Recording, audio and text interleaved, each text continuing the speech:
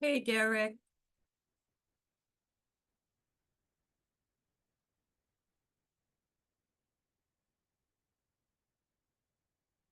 Can Yep. oh, muted. Okay. Are we good? Can you hear me? Yes, you're Okay. good. You have your script, right? And so, here's my. I'm gonna share with you just, I think, in the quick minute that we have Okay. on.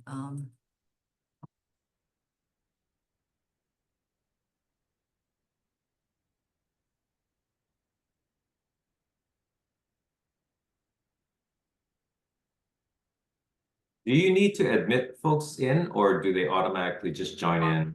Yeah, yeah, that's the one. It's so Okay.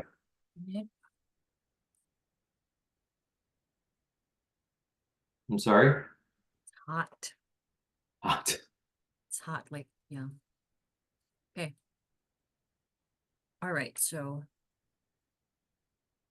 this is the one that. So I'm just putting the high points. I mean the major points, and then you expound on it. And you have the script. Yeah. Okay, I think I'm gonna What step. does the next slide look like after that? Okay, that's the one, my part when I facilitate, unless you want to. Okay. No, no, no. That works good. Yeah.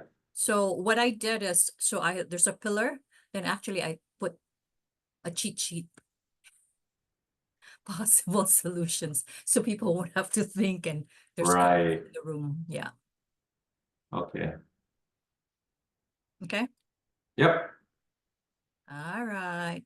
Hello, everyone. I think we have like 4 people now.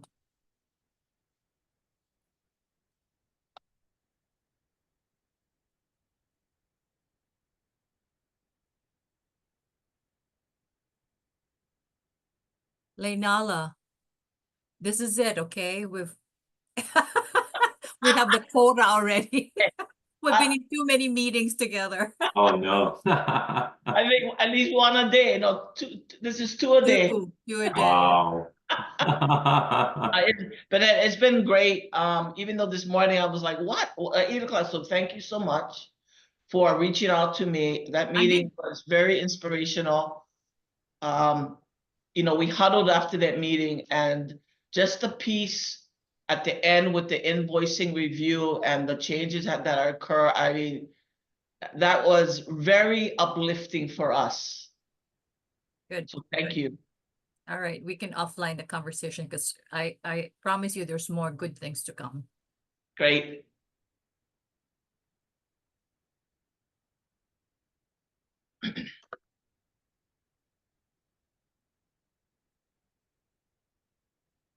I guess the rest of the folks don't have camera.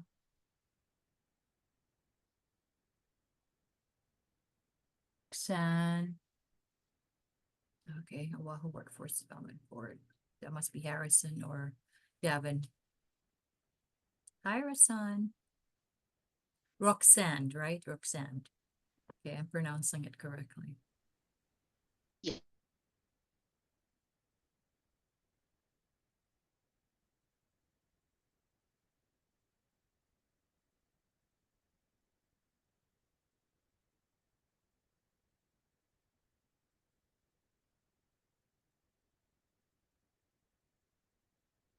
Does A and B still have presence, Derek, on the mainland? No, no more. You divested. Oh, you're on mute. Yeah, I'm trying to wipe my screen. We have just one small property outside of Hawaii, but since 2018 we've made a concerted effort to bring everything to Hawaii. Yeah, Yeah. I remember when you were there all over the place. right, right. What's hard is we don't have expertise in those markets, and so it's really tough to understand, right, the competition, the trends that are happening within certain parts of just even within, say, Southern Cal. Each Yeah. county is so different, and um, That's what made it hard to manage the properties. And so we ended up just sort of outsourcing a lot of the work, and then that sort of defeats the The purpose. purpose, right? Y- Yeah. Yeah. There's no so- economies of scale. Yeah. Correct. Hey, there's Paul. There's Julie. Hey, Paul. Hey, nice haircut. Oh, A slick. lot of meetings and workshops the next few days, so I want to look a little clean and young. Well, you pass. Thanks, appreciate it. I can trust you as a banker. There you go. Hey, there's Cheryl. Hey, Cheryl wasn't you're gonna joining make it. us.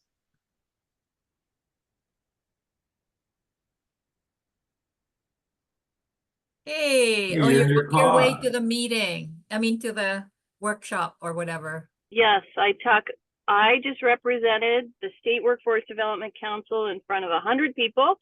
Bob Yay. Litsky was in the room, and I moderated a panel on workforce development for the cyber field. Whoop, whoop. Nice. Yay!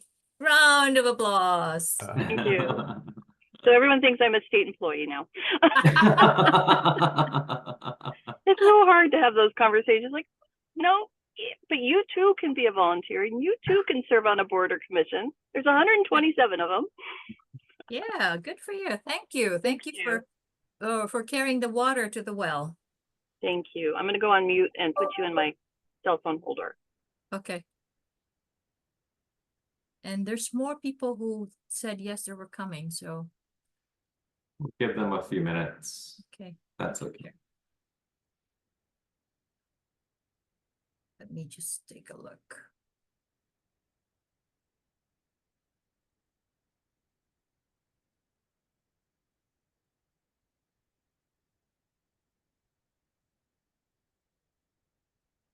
AJ Huffman, Anton Kraki, Raymond, Mark Menard, Michelle Kawahine, Lena Kamura Po Chen, Shirley Lau Chen, Sonia Koki, Vanessa Rogers, Dee Leong Yep, Julie, and Kelly.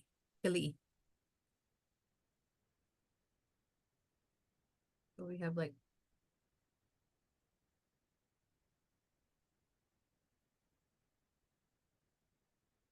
okay, more or less like 25 people, but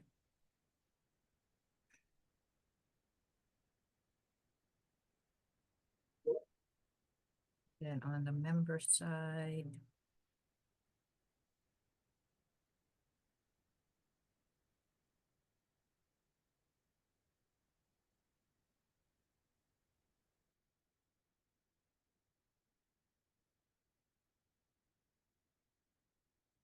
Thomas Chuck, Eileen Caldwell, Jackie Kleina, Cheryl Cross, Keith DeMello is supposed to be coming, and Manu Bermudez.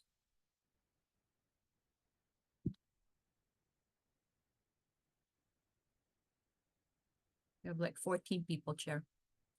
Should we, to respect everyone's time that's joined us ahead, should we go ahead and get started? Yes, please. Okay. Okay, perfect. Hey, Ann. Thanks. Are you on vacation and joining us? I'm gonna start it just a little bit after this call. Okay, okay. All righty. Well, thank you very much, everyone. Good afternoon, and thank you for joining today's Employer Engagement Committee meeting. We have a packed agenda, so I will go ahead and call our meeting to order at 1:32 p.m. So first of all, my name is Derek Kanehira. I'm the acting chair of the Employer Engagement Committee. First off, this is a public meeting under the open meeting law. The committee members and public guests are viewing in Zoom, and we also have staff at the Department of Labor Industrial Relations office in room 317 in case members and guests wish to meet at an on-site location.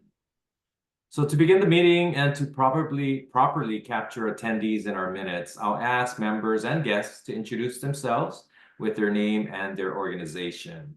Since the chat box is disabled, I guess the easiest way for us to do this is I will kind of do a roll call based on who I see on the screen. So I think Lei, can you unmute and introduce yourself? Aloha, Lena Ala Nakamura, Work Hawaii Administrator with the City Department of Community Services, Service Provider for the WIOA programs here on Oahu. Thank you for joining us. Roxanne.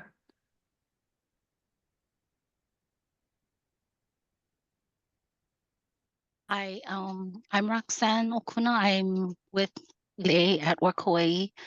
Let's see, I'm the Work Hawaii Youth Program Supervisor.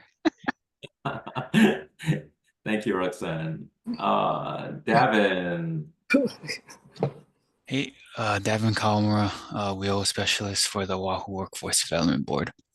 Thank you. Raymond. Good afternoon, everyone.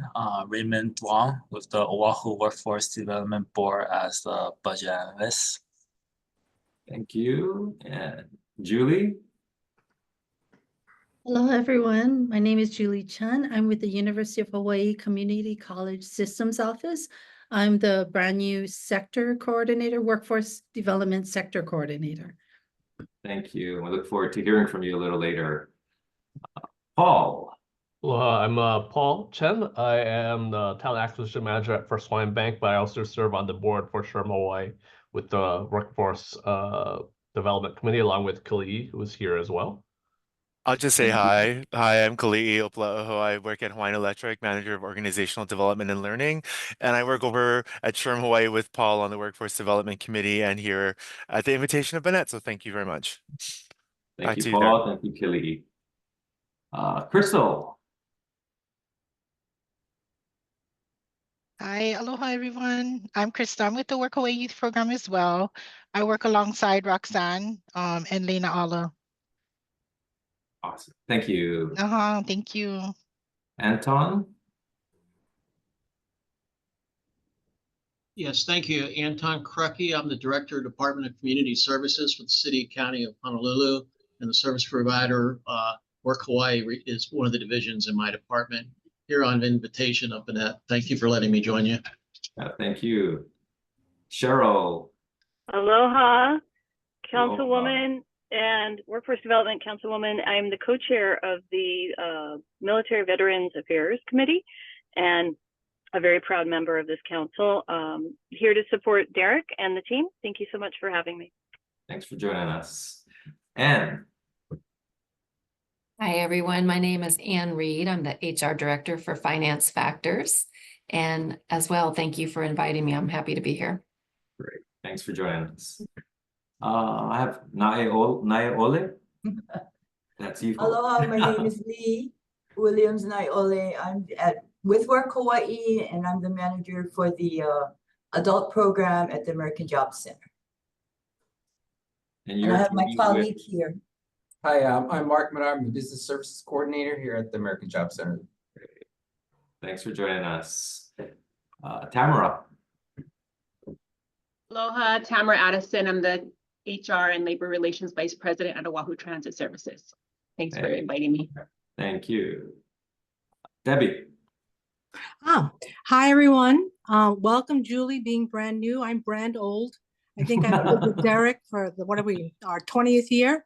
UHA, HR, but really representing the employers, strong advocate for workforce development, and trying to get our students into jobs. Thank you.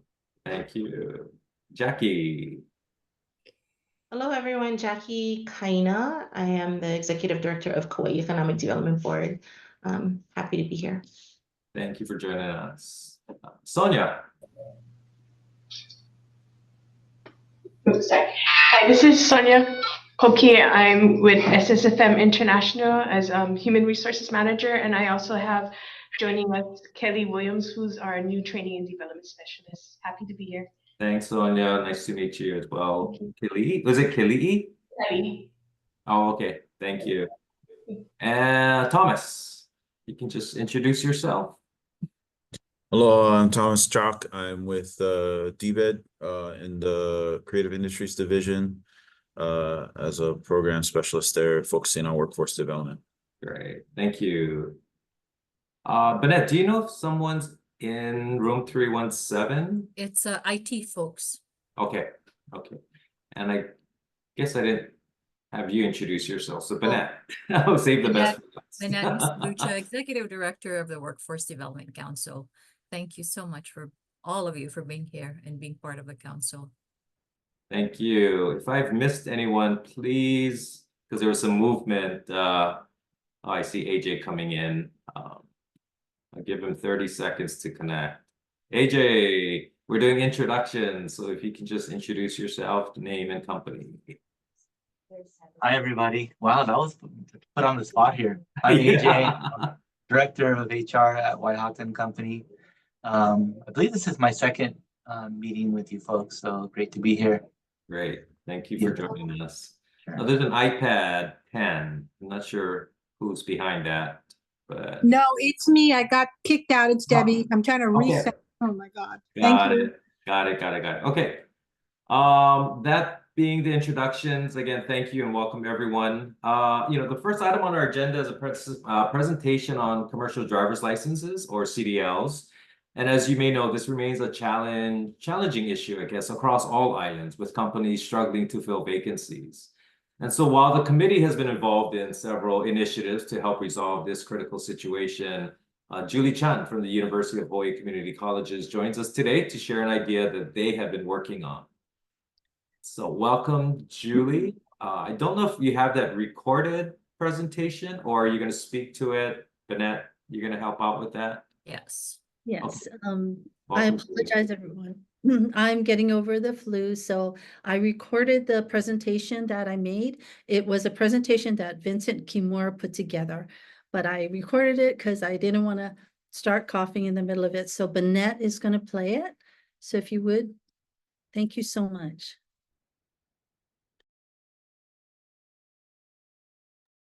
Okay, I think you're muted, Bennett.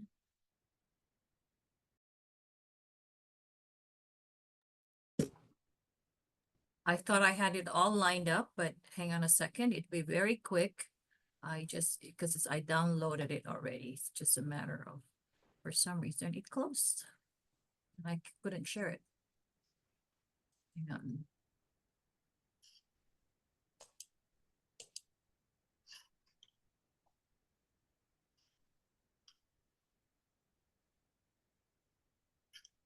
Okay.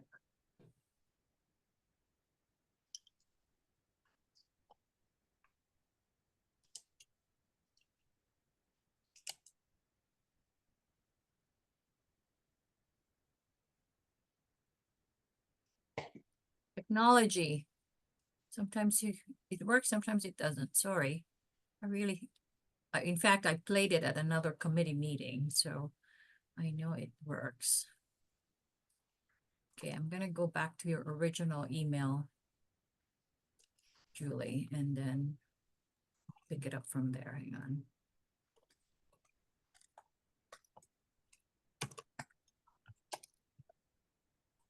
Apologies, everyone.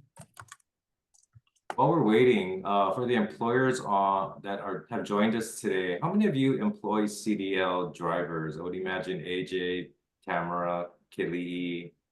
Are there other employers on the call that have?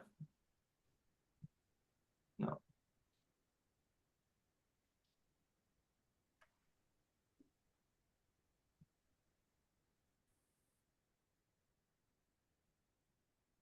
Okay. All right, now I'm gonna go share it. Okay, thank you.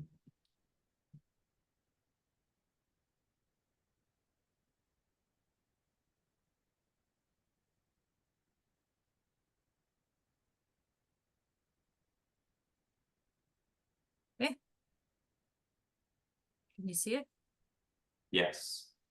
Thank you for the opportunity to share this presentation by Vincent Kimura, our program manager at Good Jobs Hawaii. He recently presented this at the National Conference for Community Colleges on the mainland. First off, I'd like to share what's going on in Hawaii. Just about 2 months ago, students went back to school, and for a third year in a row, nearly 30,000 students could not be supported with a bus ride to school. And this is not a new problem. This is one that dates back almost a decade. The American Trucking Association revealed that the average truck driver age is significantly higher than that of the broader workforce. So about 80% are over the age of 45. The US is still dealing with significant backlogs in licensing due to the pandemic, and drivers confront high stress and loneliness, which is difficult to retain drivers and attract new ones. It is estimated that we will need to recruit over 1 million new drivers this decade to meet the current demand and account for our baby boomers who are retiring. So there is a very challenging bottleneck in Hawaii because there are only a few approved third-party trainers and limited examiners. So once you go through the required training, it can take up to 2 to 3 months to get an appointment, to go through the testing and get a license. So with these challenges, we're currently working on a plan to increase instructors, and our goal for some of them is to become third-party examiners. We'd also like to have instructors to train departments that need CDL drivers, like the Board of Water Supply and other state departments. So our solution is to invest in individuals who are mid to late in their careers and what we're calling the third age, our baby boomer generation. So we take a human-centered design approach. Most of these jobs do not require a bachelor's, with 48% of our current drivers at a high school diploma level, and 16% of them have their associate's degree. So we must help them in their lifelong learning journey and support the soft skills around leadership, growth, mentorship, and growing communities of practice to encourage peer-to-peer learning. We already feel the generational effects of the gig economy, quiet quitting, and thousands of open vacancies. Meeting technology and information with a newfound interest will support this shift and can be a great model for many other skilled trade jobs. Gen Z values learning and living differently, so we need to shift our mind and our solutions. So clearly we can't do this alone. Through one of our current funders, the City and County of Honolulu, we have been in discussion with many of the city departments. Good Jobs Hawaii is a 4-year program that supports workforce development training in Hawaii. To date, we have supported 150 CDO drivers, but because of the cost of tuition, limitations in class size and infrastructure, as well as the lack of instructors, we still have 175 students on our wait list. And this is only on Oahu. The demand is heavy on the outer islands as well. We're already planning for the future. With more funds, we would be able to ideate faster, more training for master trainers to meet their needs. Leveraging the train-the-trainer model by drastically reducing 50 master trainers will support additional instructors, as well as individuals who can become driving examiners for the city and state. This would empower our community to recruit and train at least 500 licenses. Based on the 1.5 million current drivers nationally, 34% of them work in small to medium-sized businesses. So over the course of 3 years, we can see 1,000 jobs being created, which includes CDO jobs, as well as directly supporting, creating, and growing small businesses. And in conclusion, we will sum it up with a quote. It boils down to making the industry more attractive to younger demographics to incentivize new talent. Thank you very much. If you have any questions, please ask them or put them in the chat. Mahalo. Thank you, Julie. Thank you. Does anyone have any questions you'd like to ask?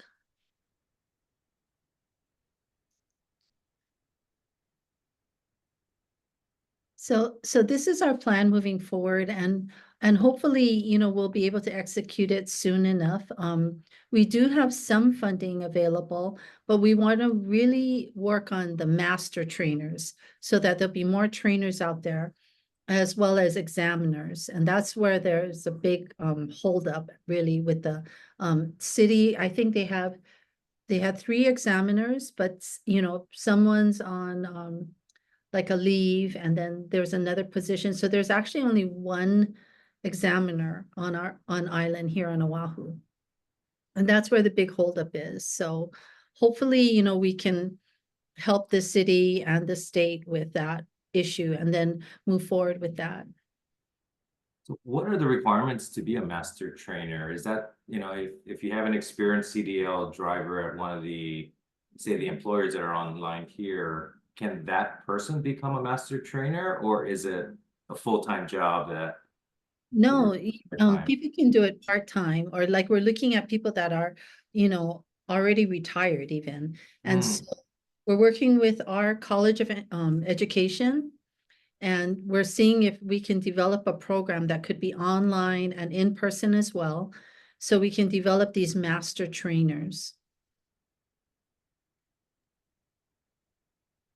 Yeah. This is Paul. I'd be curious what the demand looks like from a pipeline perspective for, you know, I know you're tackling a certain demographic. Has there been any needs assessment on sort of feasibility or desirability, you know, to go into these CDL roles? Yeah, so we have a wait list that's 175 students waiting to be, you know, taught this train or go through the training program. So there's a real backlog actually. And it's because of the testing. So, you know, sometimes when they go through the whole training process, they get on the big rigs and they do the training there. And then when they have to wait 2 to 3 months and then take the test, you know, when you haven't driven for that long, sometimes they don't pass a test. And it's a 3-part test. And on for Hawaii, they have to pass all 3 parts. And you know, even if they pass parts 1 and 2, but they fail part 3, they have to do it all over again. Whereas other states, so we're trying to work with them on this. Other states would be like, if you pass the first 2 sections, but you miss 1, you just have to take the 1. So that's why there's such a big delay in getting your license. Is there a push to try and change the requirements? Yes. Okay. There is. But it's you know, all these federal requirements too. Yeah. So we have to work with that as well. Okay. Curious, at the end of your presentation, you said there's an initiative to make it more attractive. I'm assuming as a career. I'm kind of curious to understand what some of the ideas are, you know, to make it more attractive to a different demographic or younger generation or a different population of individuals. Can you share some of the ideas? Well, you know, this is a really tough generation, Z, because, you know, they're so used to things that are quick, right? So driving, especially across a nation, you know, when they have to drive 10 hours at a time and they're so used to looking at their phone every few minutes, it's hard to get new people that want to do this job. So that's a real big challenge. So it has to be, you know, what really counts to them is money, how much they're going to get paid. And that is really tough for Hawaii, especially because in Hawaii, the drivers get paid less than across the nation. So sometimes when they get trained here, they get their license, then they think, oh, well, I'm just going to move to the mainland and make a lot more money. So that's one of the big challenges here. And when we thought Amazon was coming in and that they would need drivers, we thought they would need CDL licenses, maybe not the A, but the B.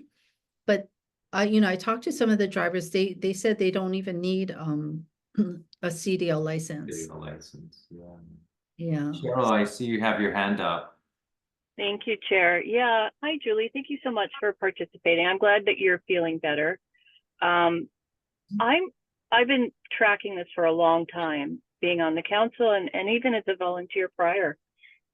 And I think the big question it was really surrounding the simulators and the expense of the simulators being available. So I just wanted to address the technology that's supporting this. Is that still an issue?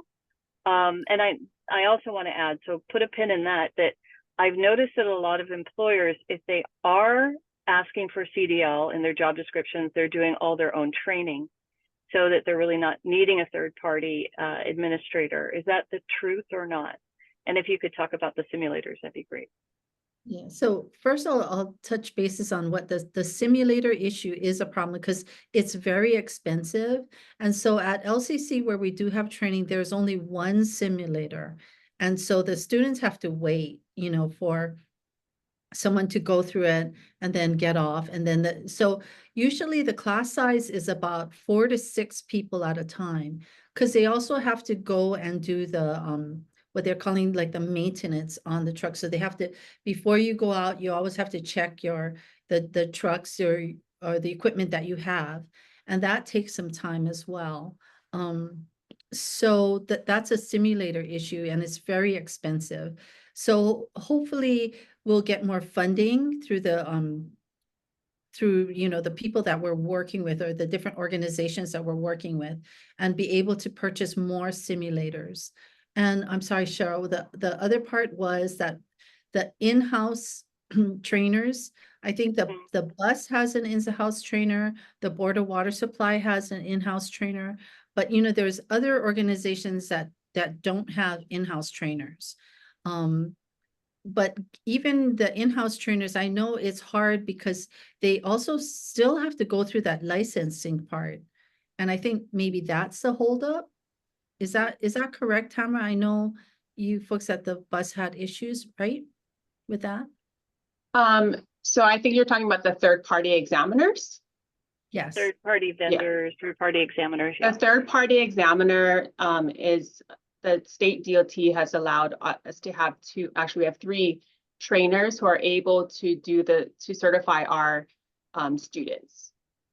So, and I believe the DOT is limiting it to just city or state type of governmental type of nonprofit organizations or government organizations. They haven't approved it for LCC because they're being charged classes. That's the last that I heard from the state DOT. So we do the internal, we have a group of trainers that bring new hires on, and then well, first we have to go through the city to see to schedule the road tests and the exams. If they have an examiner available, then they do the test. If not, then our trainers will do the test. Okay. Thank you. Did you also have a question, Tamara? Because you had your hand up. Oh yeah, so I was just going to mention or ask, is there any feedback or timing regarding the bus license, the B with the passenger endorsement, or even the student? I know the LC might have just recently gotten a bus. You know, I'm not sure about that. I'm sorry. I'm not aware they got the bus recently. I know they were having equipment issues. So it was a delay in getting students on board because of that. And just to give everyone an idea of how we're hurting for drivers, what we hire is not keeping up with attrition.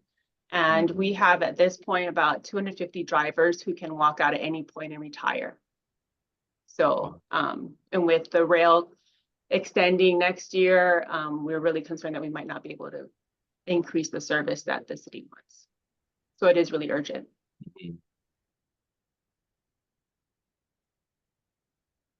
Debbie, it looks like you have your hand up. Yes, I wanted to answer Cheryl's question.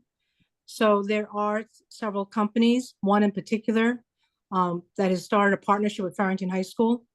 So Farrington High School is looking at the company funding the thousands of dollars for the license itself, but Farrington High School putting into their curriculum. No different now, you know, studies look like almost 40% of our high school grads don't necessarily go on to college right away, and they work. So just like Farrington High School and Waipahu, which are the 2 leading high schools, talk about certification, med assist, farm tech. So CL drivers is the next coming. So Cheryl, answered your question, yes, private companies are reaching out to particular sources, and one of the sources is the high schools, and Farrington is in the early stages of that, and I can keep you up to date on that.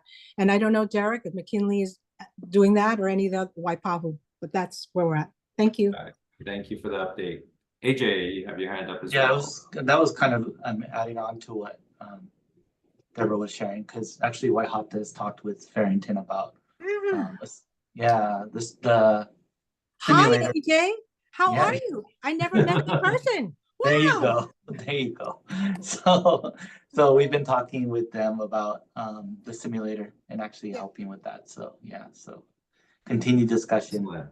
Excellent work. Good to hear. Anybody have any other questions for Julie? Or Julie, do you have any, parting words that you want to share with the group? Anything that you think, I'm sorry, Bennett, Oh, you wanted to add? yes, I just wanted to say to Julie that if there is anything that the council can do, whether it be writing an endorsement letter for a grant that you're trying to pursue, anything of that nature, please seek us out. We're Yeah. happy to support, because this is really an issue that's not just one island, it's statewide. Statewide, yeah. Definitely. Thank you so much, Bennett. Thank you, Derek, for letting me present. Thank you. Thank you. Okay, following that, up on the next item on the agenda, we'll hear an update from the Workforce Development Division. I think Maricar has joined us. And Maricar will provide us the status of the backlog of workforce opportunity tax credits, or WOTC applications. This is an issue that many employers are really concerned about, and one that this committee has been working on for the past, I don't know, 3+ years or so. And definitely something that is near and dear to Cheryl's heart. And she's excellent in making sure that we keep a pulse on this. So Maricar, thank you very much for joining us today. I'll turn it over to you. Thank you, Derek. Yeah. I know this is really been issue, because it really benefits our target population to have these individuals, and encourages employers to hire our target population. So right now we are, okay, as you know, the process for the WOTC, right? The employer, or sometimes their third-party vendors, submit the application of the new hire. So there's timelines involved in the employer submitting the new hire information to DLIR. And then, but DLIR determines those eligibility based on the information that's provided. So if the employer don't provide the information, that's where we rely on public safety, unemployment, Department of Human Services, to confirm that those individuals are on SNAP, have received unemployment, are disabled veterans. So there's all these criteria for receiving the tax credit, and the amount of credit it varies depending on the target population that's being hired. So ideally, I guess the ideal situation would be for the third-party vendors as well as the employer to provide those documents to verify that that new hire meets those criteria. But if it's not provided, then we rely on our partner agencies to provide the information to us. So the biggest backlog is really with not in labor. So we rely on DHS as well as other agencies to provide that feedback to us. So hopefully DHS is in the process.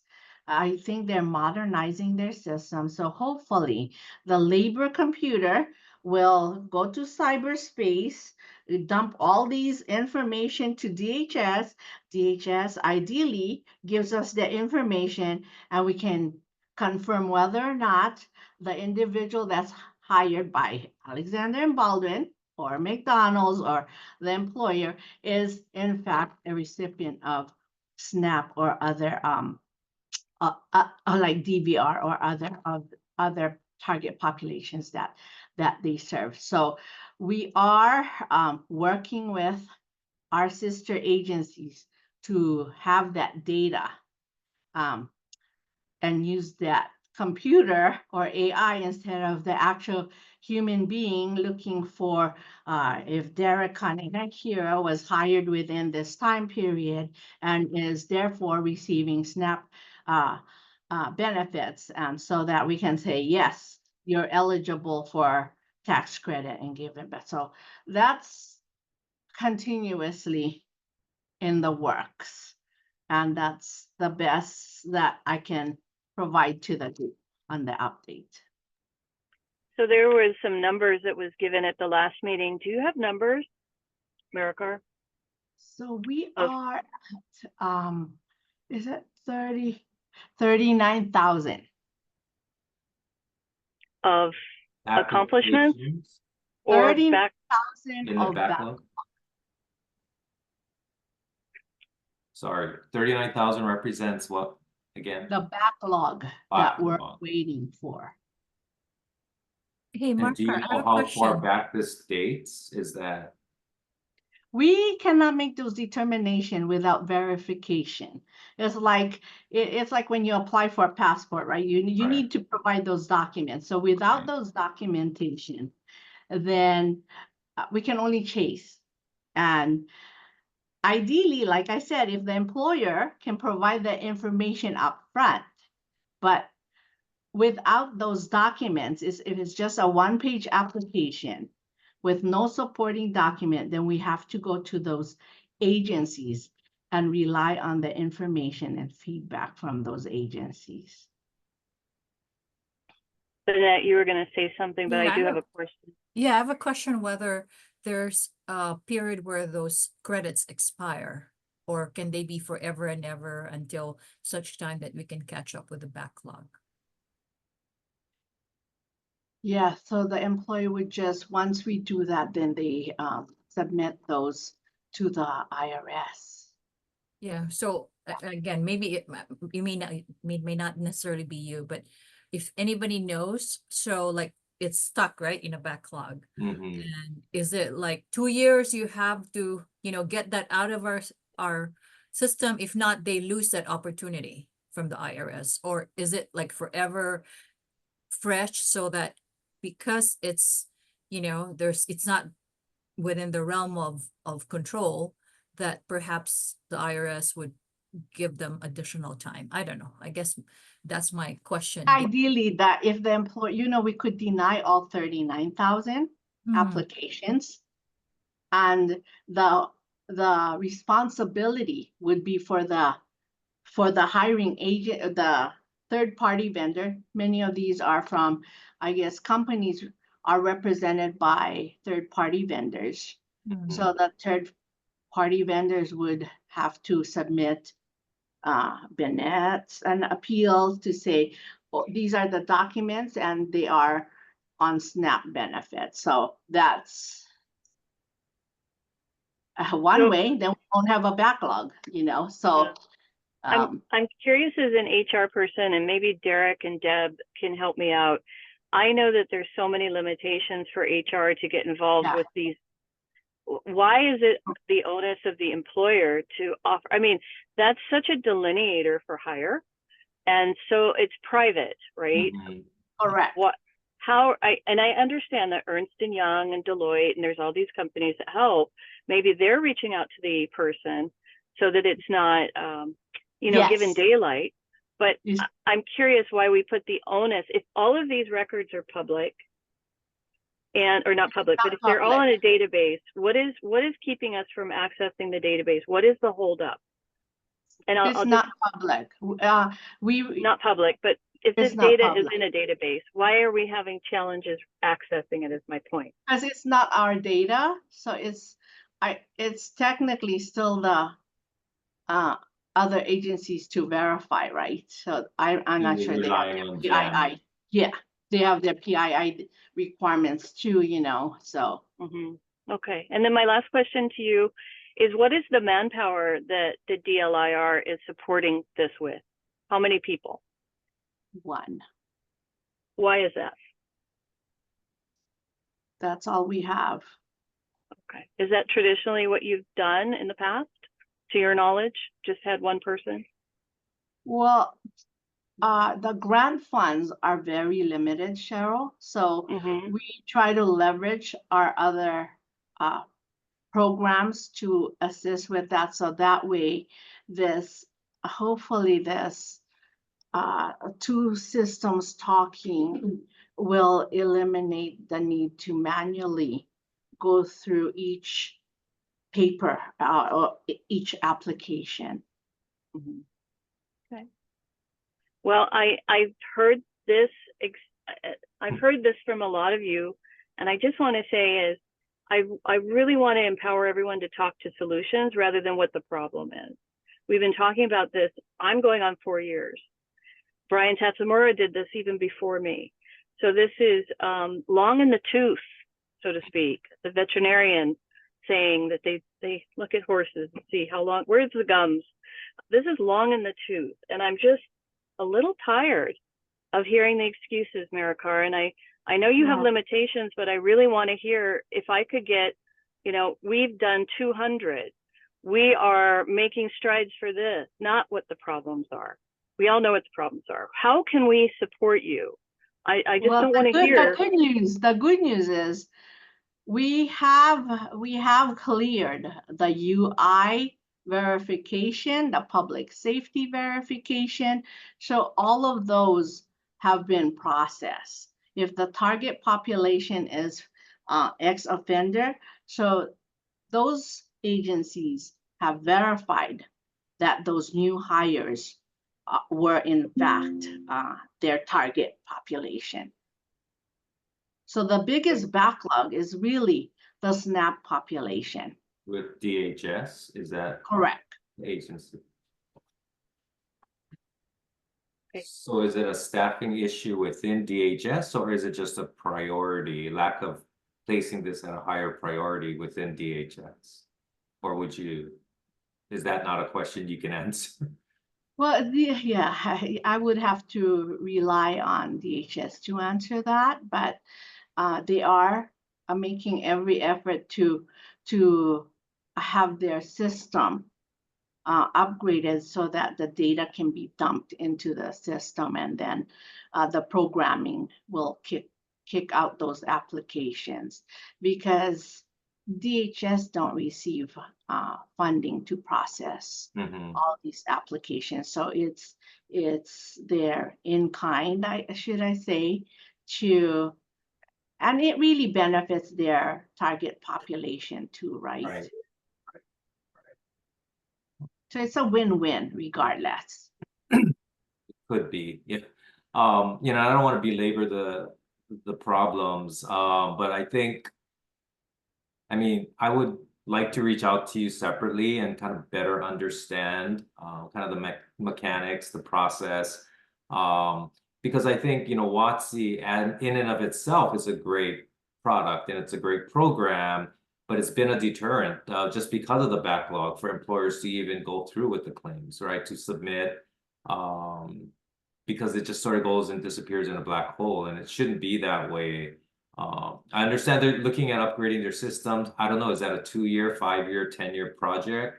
Who knows, right? But anyway, if you're okay, I'd love to just kind of sure, please. separately and Because you know what, understand. too, Derek, okay, so the Workforce Development Council is, a majority of it is really private sector, correct? So a lot of the target populations that's included in this tax credit are those target populations. So it's that data will also help to establish, right, how many of these target populations are being hired by all of you too. So that really benefits having the pathway to provide employment to this target population. Right. I'm curious, just a show of hands for the employers that are on the call. How many of you either have pending applications? I guess have pending applications. Cheryl. And for those that didn't raise their hand, are you not submitting any of your applications for WOTC credits? Because you have to hire the SNAP population, ex-offenders, the Correct. disabled population. So Right. those are the target population that provide tax credit to employers Yeah. to get their foot in the door. So Right. I applaud, I don't see any hands. So Well, I'll represent a company, I won't say their name, but they're owed $250,000 in yeah, back and that company we certificate. replied to. Yeah, I hope you're applied to all of them. But you know, veterans that are hired within a 6-month period, $9,600. I mean, there's a lot of incentives to hiring people that aren't justice served, or you know, we tend to think of, you know, of just a few silos. And I know people at the AGC talk about this, but the employers really need to gain confidence. And I think, and I know Derek believes this, Brian Tetsamura believe this.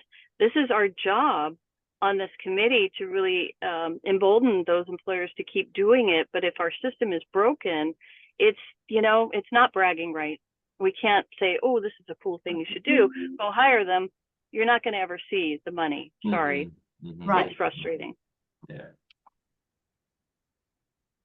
Thank you. I'm going to go on mute. Okay, Cheryl.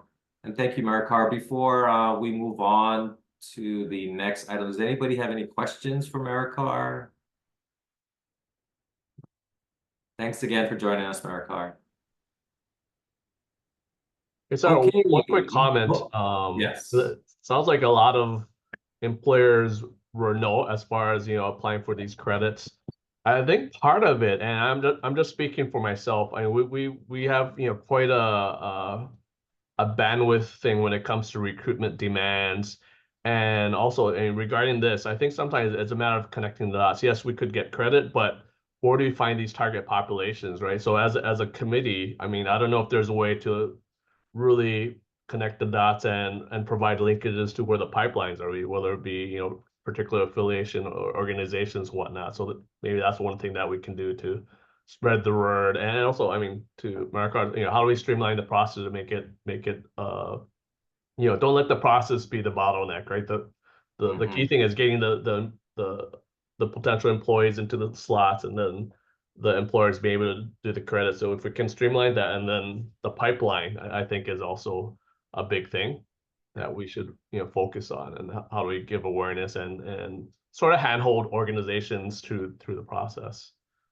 Yeah, thank you for the comment. You know, and Paul, that reminds me, originally we were going to hold the meeting at the AJC, or the American Job Center, and that was one of the key reasons why, was to introduce employers to the AJC, talk about, you know, what they do, the great work they do in our community, talk about pipelines, talk about, right, the collaboration that we as employers and how we can work with the agencies and the different agencies when it comes to workforce development. Unfortunately, we have to table that. We're looking at hopefully maybe first quarter 2025 for our first meeting. We just needed more planning and more some logistical and government red tape that we needed to cut through. So anyway, I know Lei is going to open up her house to us. So again, we look forward to hosting you at one of the meetings at the American Job Center. Again, hopefully Q1 of 2025. And for those of you that haven't worked with American Job Center much, it's such great services, and it is definitely a great channel for us to, you know, connect the pipeline to enterprise. I think it's just a matter of us really getting there, gaining awareness, and sort of building an ecosystem for that. Yeah. Perfect. Okay. Let's see. Bennett, we're ready to move on to the next item. So were you going to share your slide? Or yeah. Okay. I'm about to.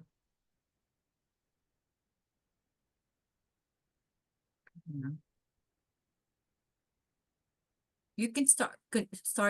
I'll catch up. Yeah.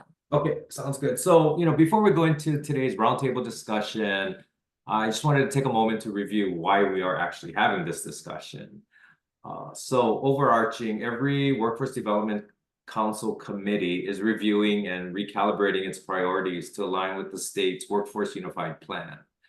And this then will enable the committees to then set their priorities and their action plans for the coming year.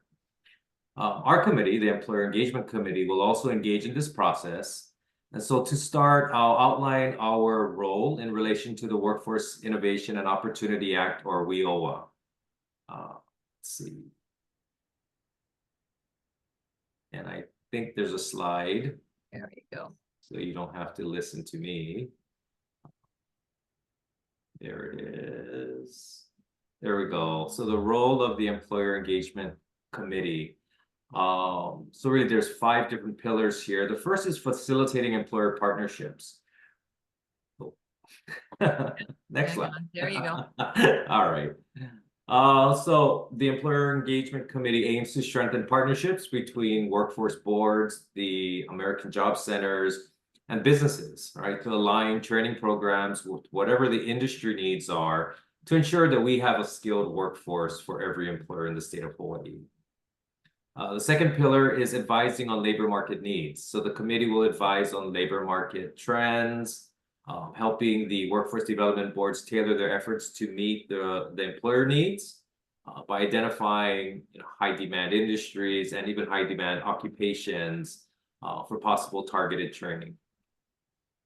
The third is supporting workforce programs. So the committee collaborates with employers such as you to create workforce programs that provide relevant skills and career pathways, and to ensure that they're demand-driven, that eventually leads to gainful employment. The fourth is promoting workforce services to employers. So the committee raises employer awareness of the American Job Center, the services they offer, such as recruitment assistance, training subsidies, that can essentially help businesses access a skilled labor pool and grow. Sort of what we were just talking about earlier with Paul's comment. And the fifth is advocating for employer input. So having you here together, the committee ensures that employers' voices are heard, whether that's influencing policy making, program design, or really just creating and effectuating workforce development initiatives in response to the needs of the local businesses. So with that said, we're going to invite everyone on this call to participate. Obviously, as you know, there's no right or wrong answers. There's no right or wrong questions. But your insights are really going to help us to create a more purposeful and impactful conversation. As I said, that we can help to sort of create the action plans for the coming year. So to facilitate this, I'll call on our Executive Director, Bennett, who will facilitate the roundtable discussions. Bennett? Thank you so much, Chair. Let me provide some background. So we have completed the State Unified Plan, and that has been blessed by the U.S. Department of Labor in June.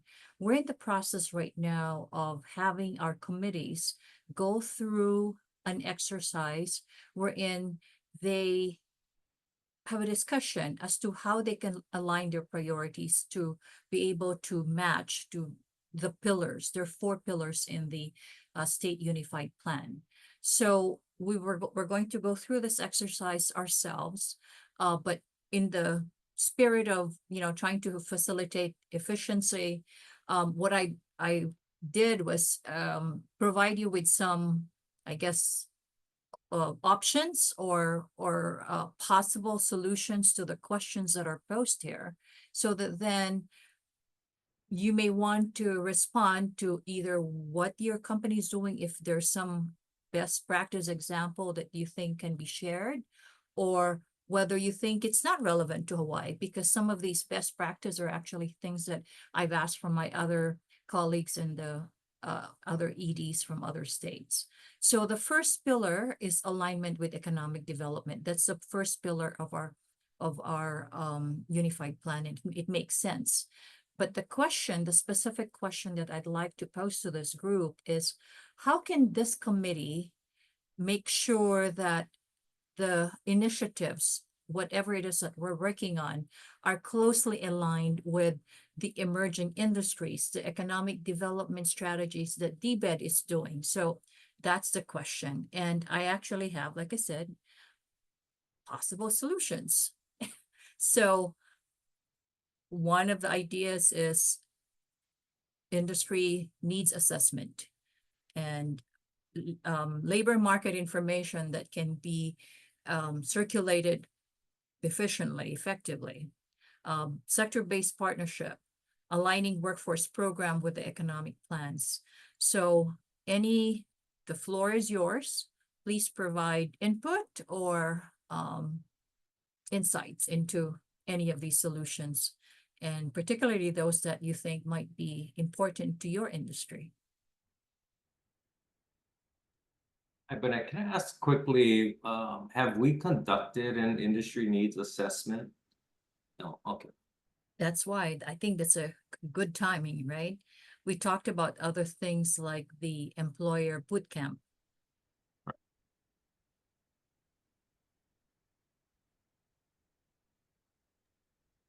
So let me qualify that, Derek.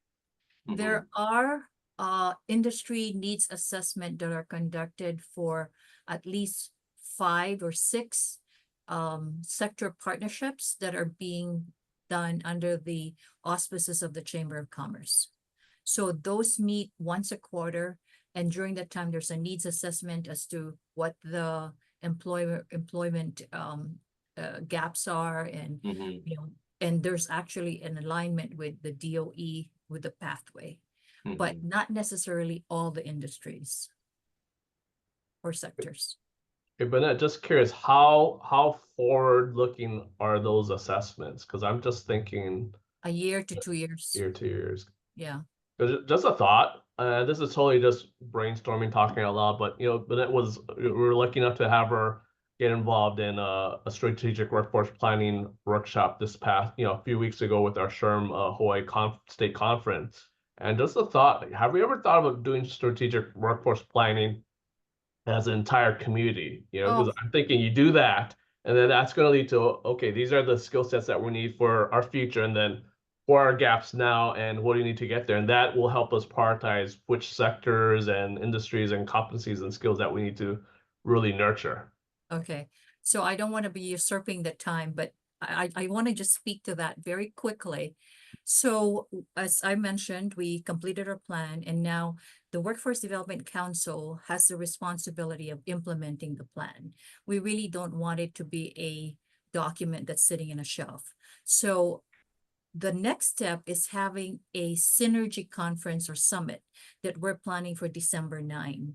It's actually a bookend because when we launched the strategic plan or the unified plan in November of last year, we gathered about 14 stakeholders together.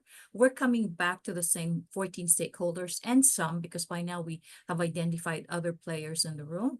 And we're going to be dividing and conquering. In other words, looking at this plan and saying, okay, well, at the end of the day, who can be responsible for this? And so hopefully that would have people feel invested. But the really exciting thought that we're hoping we can accomplish is having a overarching goal. And I think I talked about this at the strategic planning meeting for SHRM, where we said, let's follow the example of the energy sector. The energy sector back in 2018, they decided, and they had a consensus, and they all rallied behind a goal, which is 100% renewable energy by 2018. It was codified by the legislature, signed off by the governor, and as a result, because that is the goal now, and Hawaiian Electric, Kelly is here, they started to align their own individual strategic plans to match that big overarching goal. We're hoping to do that for workforce development as well, Paul.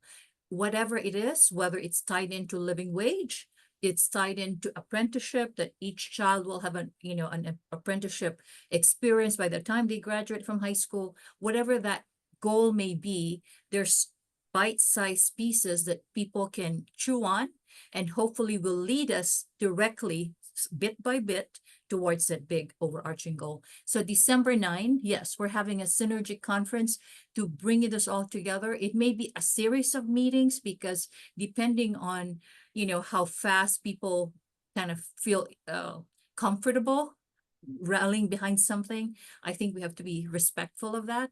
But there is at least a process by which we're trying to integrate all of this, so we're not in silos. We're not like, you know, having different and duplicating each other's efforts at the end of the day.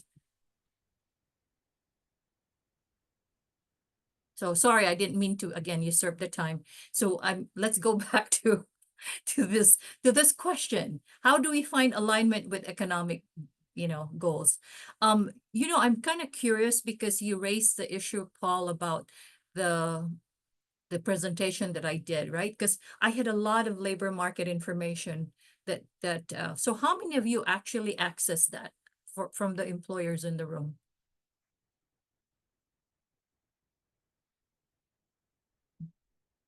Very good. But those that are not, do you think there's something that the council can do that can make it easily digestible information? I don't know. Is there something that would allow you to use that? Because it's actually DBED's territory. Some. And some, I guess right now there's some, because we're going through a transition right now because our research and statistics office has been reorganized and moved from DBED now to back to the Department of Labor. Any thoughts? Would that help? Vanette, Cheryl, I think anything we can provide employers in order to build that bridge is important. If it's collateral, if it's marketing, even if it's DBED stuff, they do have beautiful things. You know, they really have great stuff. Maybe, not that we would appropriate it, but maybe we could just partner with them and be the messenger as a committee or as a council. Just a thought. I'm happy to go out and campaign for DBED. They do excellent work, and we're so aligned to them on the economic side. So yes, let me know what I can do to support. Okay, thank you. Appreciate that. Anything else on this question?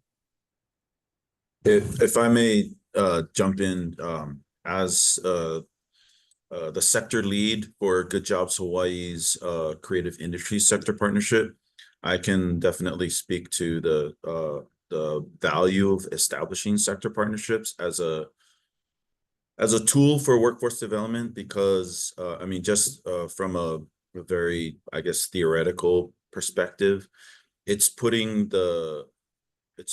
allowing industry to guide the conversation around what trainings are needed and where the job opportunities are.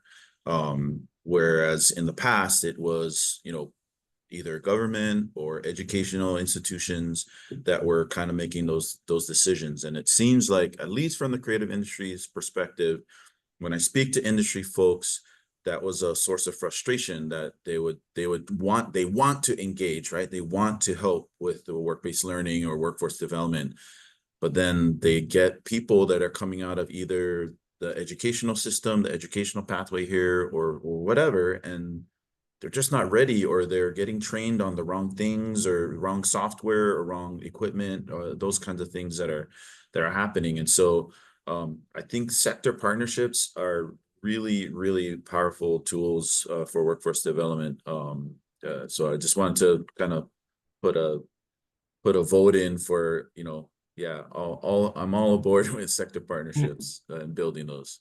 Thank you, Thomas. Appreciate it. Yeah, Thomas, I agree. I've you know, prior to COVID, I was, you know, fortunate to have been exposed to some of the meetings and the sector partnerships. A lot of great discussion. It was good that there was enterprise, there was public sector, there was academia. I'd be curious if we've done any evaluations on the impact of those sector partnerships and any key initiatives that were developed from the discussions in those partnerships. Yeah, I'm happy to invite Anna from used to be SMS Research, now it's AE Consulting. They do have a dashboard, Paul. So for instance, for engineering, they have like one of their milestone is the number of kids who have completed calculus, right? For those schools that are involved, and it's like exponential jump. because of those sector partnerships. Things like, but they do have one, they have some, and you know, since you asked, I think it would be worthwhile to have Anna make a presentation for all 4 of the sector partnerships that are being conducted under the auspices of the chamber, and have them report to us about the impacts. Very good, thank you. So noted, yeah. So we'll hold it and make a note of it for the next meeting. Bennett, I can affirm that it's not just the 4 sector partnerships that are with Good Jobs Hawaii. So I believe engineering is one of the other ones. So there's, besides creative industries, they have IT, they have an IT sector partnership, they have a healthcare sector partnership, they have a clean energy sector partnership, and then there's an engineering sector partnership. I think they have a skilled trades sector partnership possibly. And I can't remember the 7th one. I'm trying to picture the slide deck, and I think there were 7 sectors that they were talking about. So if Anna doesn't have that information, Chamber of Commerce definitely does. I believe Marshall Norman with the University of Hawaii Community Colleges Probably also have has that. Yeah, I think Julie would probably have access to that as well. So I think, Paul, nowadays everybody is mindful that you have to validate your existence, right? It's not just about the effort expended, it really is about the results.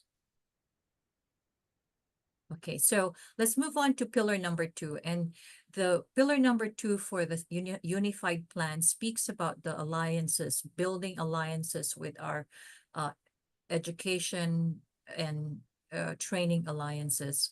So the question that we pose to you, especially those who are employers in the room, although those who are in government can please feel free to weigh in based on your experience. What role can employers play in shaping curriculum so that what they're putting together is aligned with industry needs? And then the next question is, how can we better utilize the resources of the community college to et cetera, to support the upskilling of the existing workforce? Because it's not just the kids or the folks who are entering the workforce, it's also those who are in the workforce that are needing to improve and go on to the next level so that the prior generation, or the next generation rather, can then fill their spots. So here are some best practice. And it says, for companies, there are some companies who collaborate directly with the university or the community college so that they can design curriculum according to, what their needs are. There, of course, internships. I myself got my first 2 jobs as an intern, and then co-investing in customized training initiatives, championing career pathways and skill development, and engaging in public-private partnerships. Any thoughts, any reaction to these possible solutions?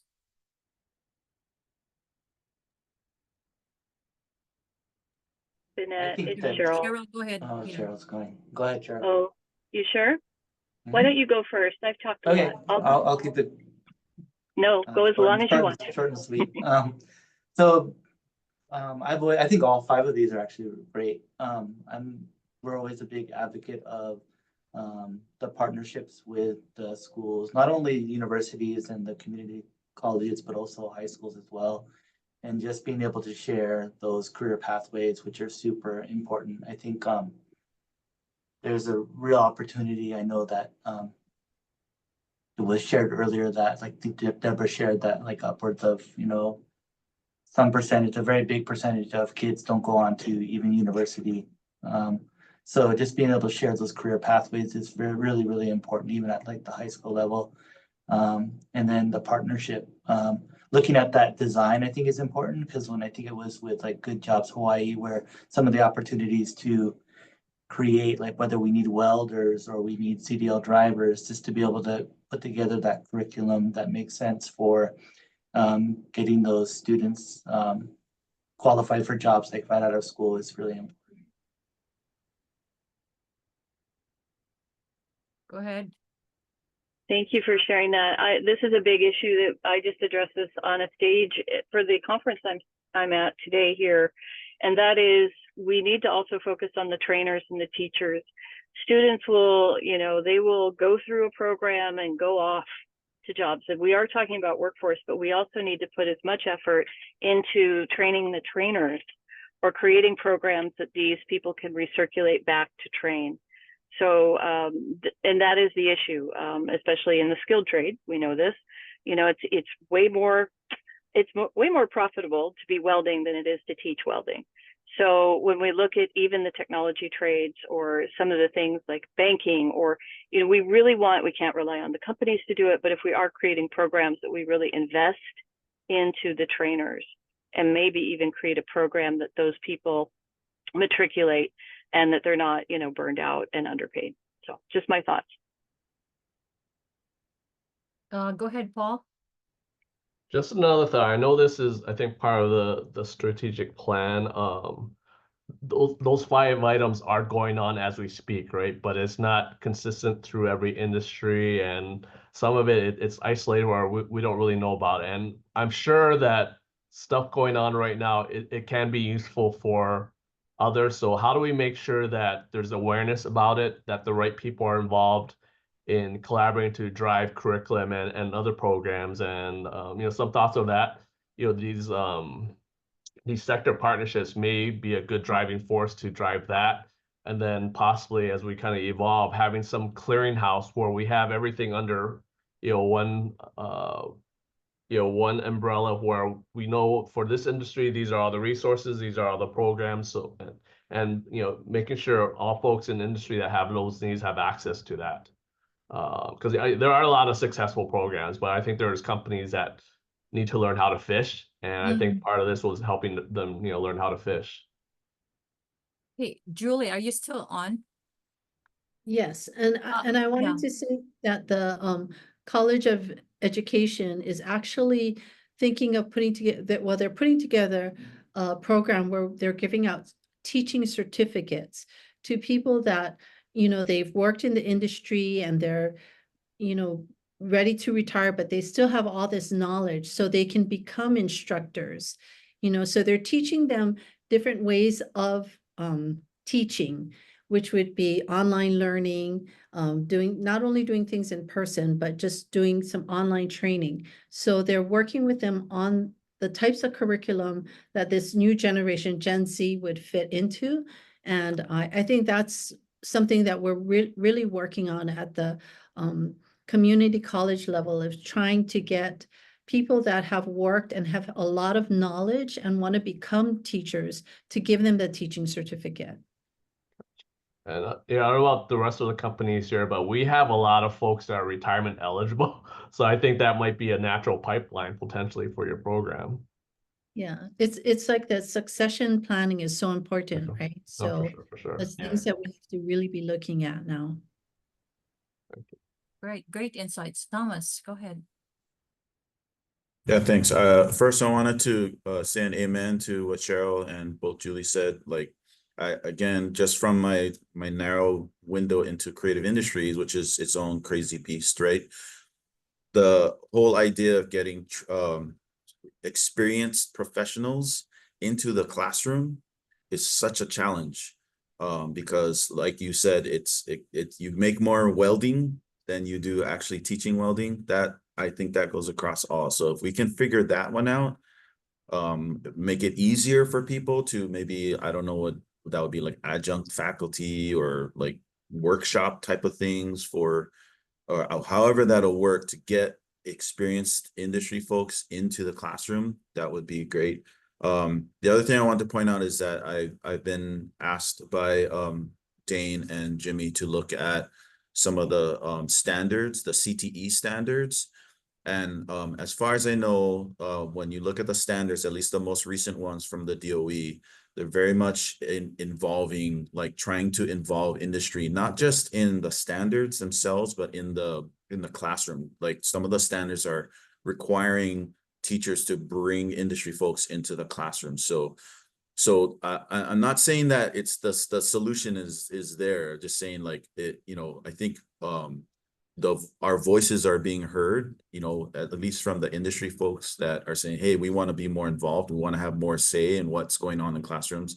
And so at least at the DOE level, to a certain extent in the CTE pathways, they are responding to that with including industry representation in the standards that they're giving the teachers. Thank you, Thomas.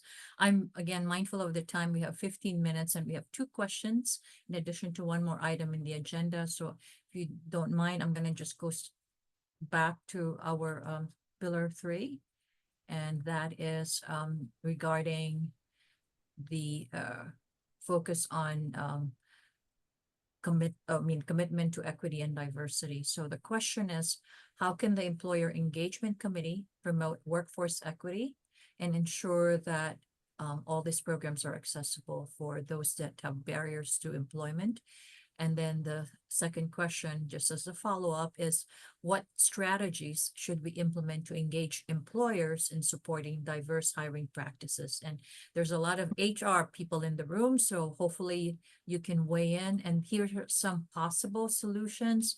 Talked about expanding outreach efforts to underserved communities. I think the intent is there, and I know nowadays the COFA population, for instance, are the ones that I feel very, feel that more can be done and should be done. Creating inclusive training programs, implementing wraparound services. I just talked to somebody earlier today about workforce housing, and how can they provide such that even in healthcare, there are folks who are trying to be innovative in retaining and recruiting for those in the healthcare field by offering them housing. So that's some of the things that, again, possible solutions. Leveraging data to identify gaps and developing programs with employer collaborations. Any thoughts, especially from the HR folks in the room? By the way, just so you know, this is being recorded and we do post this on our website. So you're welcome to access it if you want to, I guess, refresh your memory as to what has been the subject of discussion. Go ahead. Any thoughts?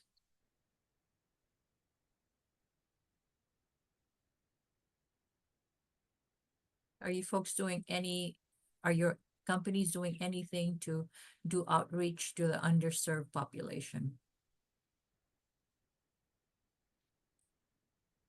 And if for me personally, I think that particular point, I think stirs the most passion, because we know, like DOE, for example, right? It's a large piece of an enterprise, but also their dynamics is very decentralized, where a lot of the control is at the school level. I would say, like Thomas, when you're talking about being involved in CTE, a lot of it may be at the I think the advisory board level, which is at the school. So you have definitely a big difference between the haves and have-nots. So I'm hoping that through data and understanding where those underserved, which maybe by school, we can equilibrate so everybody has a chance. Because I mean, if you're not giving these communities the right development, I'm assuming it may be different. They might require a much more different approach based on different things, not just within the school, but interpersonal, economic, and all that. Yeah, it's just something that I feel like we got so many kids that are not going to school, and if they don't do, what do they do next? And we know the environment's getting pretty tricky right now, right? When we see a lot more violence and other things going on, how do we evolve them from there to something that's more along the lines of job readiness and good opportunities to help them be successful like everyone else that has the resources. But it's going to be a big labor of love, right? Because we know it's not easy. Like I don't know how many have gone to the schools and public schools for they're doing a lot of different things, and it's been an aha for a lot of my staff. Because this is the future of our workforce, right? In many ways, and they're not ready. A lot of them are not ready, depending on what school you're at. So those are definitely things that I'd love to see us push forward, but it is going to be a very heavy lift. Similar to what I shared earlier, so our company definitely reaches out to a lot of different communities across Hawaii, including underserved. So just making sure, like going back to that idea about sharing career pathways and really making it clear and having specific examples here at Waihata where folks have started as, a very entry level warehouse employee and have been able to work their way up to even like, director of operations is a great example. So just being able to share those examples with all the communities within Hawaii has been a really good opportunity for us. What you said, AJ, just triggered something that when we were doing this similar exercise for the Youth Services Committee, one of the things that they raised is the fact that there may be still some stigma about community colleges, and so that we need to somehow change that narrative in the kids' minds. So perhaps that's something that the council can do, like put something together as a program to make it available to teachers and kids about the value of community colleges, and it's okay to proceed there and take baby steps, and then that way they're not like trying to jump so high into university when in fact they may not be ready for it. Yeah. It's funny you said that because I've literally been talking to my own daughter about that. She's ready to go to UH or to another school, and I said, hey, you can always consider community college first. Yeah. Community college is another great example of the haves and have-nots. For the schools that are I think more progressive, and I would say they're even ahead of private schools. A lot of the high school kids are already taking community college classes, so by the time they graduate, they're basically sophomores. Or wasn't there somebody that graduated from their community college before Waipahu, they yeah, graduated high school, right? Waipahu High School, they had like Yeah. 90, yeah. And Waipahu is definitely one of those that has the haves, right? They have a really good ecosystem there. Okay, I'm sorry, I'm gonna go to the fourth one just so we can capture all this and complete the cycle. So the pillar number 4 is creating workforce synergy. And the question that we pose is, how can we enhance collaboration? How can we leverage the collective strength? So here are some possible solutions: establishing collaborative platforms. So in other words, having more this kind roundtable discussion, having, cohorts, having forums that would allow that synergy to happen, and people, when you bring them together, they would have creative ideas that we can pursue further. Foster data sharing and integration. I think it's important. Of course, there are some barriers because of privacy, but to the extent that we could, I think having not necessarily data, but at least information on how things are being done in another sector or so that we can all benefit from the information shared. Promote co-development and programs, building a community-centric workforce ecosystem. That's one of the things that the Unified Plan is really aspiring to do. That, even though we have, I guess, objectives, goals that we as individual entities need to or aspire to complete, that there's still some part of us that really needs to connect and then contribute to that bigger goal and the greater good. So hopefully with the conversations are going on, the communications that's starting to happen, and at the end of the day, we can all rally behind that overarching goal that I talked about. Any other thoughts about this synergy? I think that makes perfect sense. I think, we meet once a quarter, which isn't enough. So maybe if we could create a working group for those that are interested, right, in being part of the actual conversation, creating the action plan, and then eventually leading to an execution of some initiative. I think that could help us sort of kickstart some of these things and get the momentum moving forward. So, might be something we talk about at the next Employer Engagement Committee meeting. I almost forgot which committee I'm on now. The Employer Engagement Committee, when we're meeting in person, right? And to just talk about that, put that as an option out there, and we'll just see where we go from there. So, but all of this conversation, I think, Bonnet, reminds me of our conversation about actually creating like an employer playbook. And that was something that we had talked about, and it would address a lot of the comments that were made today, We could have testimonials, we could have case studies in there, so you could actually look at that and say, hey, this is what I'm trying to do, and this is how Waihata did it. This is how First Hawaiian Bank, this is how, you know, OTS did it, right? Gives you an idea of, okay, now if I want to implement, I don't have to go and research. I don't have to go and scour the web to see which agency do I call and wait for them to call me back, you know. So kind of helping to create that playbook, which was a pretty lengthy conversation that Bennett and I had. So I don't want to go continue to talk about that because we only have 7 minutes, and I think we have the director's report coming up. But before I turn it back over to Bennett for the executive director's report, does anybody have any questions or comments? Hi, hello, Derek. I just wanted to chime in and share from our experience here at Work Hawaii, the American Job Center. Recently, we, because Bennett, thank you, Bennett, pushed our way an opportunity to connect and establish a partnership with Hawaiian Telecom. And so after being able to meet with them at their Halawa training facility, what we did is we created a flyer where we actually tell them this is how our strategies of internships and on-the-job training can help them. So we actually put together the flyer. On the flyer, we tell them how it works and what the benefits are in a very, if you can see, it's just this one pager, something like that. And so that they didn't have to guess and work their way through all our government jargon. And we actually gave them here. So speaking to your playbook, you know, here's one play, here's another play. So I just wanted to share that this new strategy is for us just one opportunity to make it easy for employers. Thank you for doing that. Thank you. Wholeheartedly, yes, thank you. Okay. I think that's all for that particular agenda, Chair. Okay. And did you have a executive Yes. director's report? And I will be very quick and again, very mindful of the time. So, and if you've attended some of your other committee meetings, this should not be a news or surprise to you. So, here we go.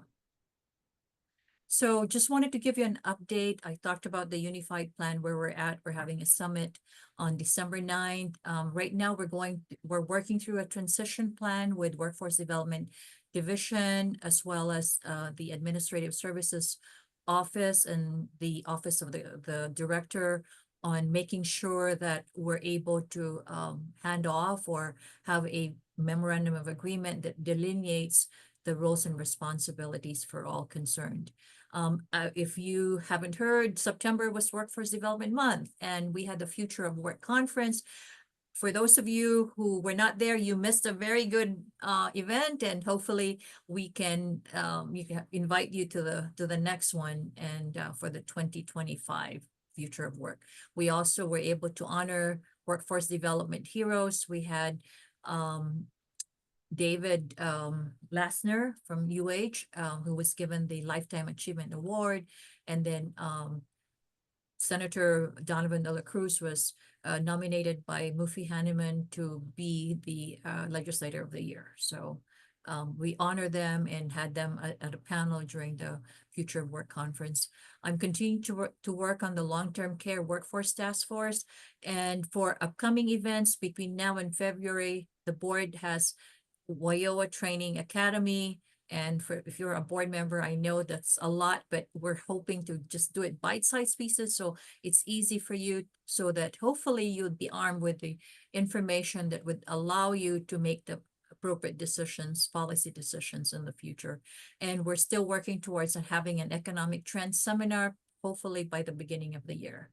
Our focus moving from, what we did, it's a continuing set of activities. So state unified plan implementation, transition. We're strengthening the board committees, just like this committee, really recalibrating, trying to make sure that we're on the right path and that we remain relevant to our stakeholders.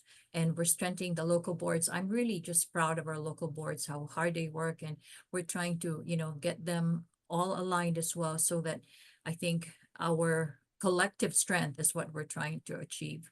And then focus on improving the American Job Centers, which is the best known secret. And as proof of that, during our Future of Work conference, there was a Mentimeter, a polling, and we asked, like, how many of you know about the American Job Center?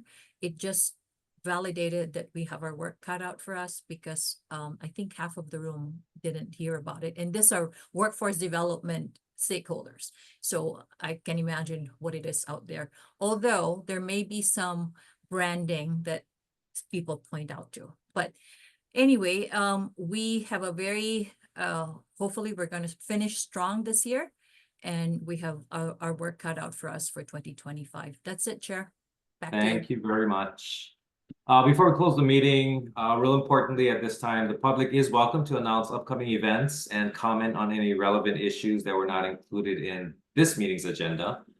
However, please be advised that in compliance with the state sunshine law, the committee cannot discuss or act on issues that were not included in the agenda, but instead we can include it in a future agenda for the committee's consideration.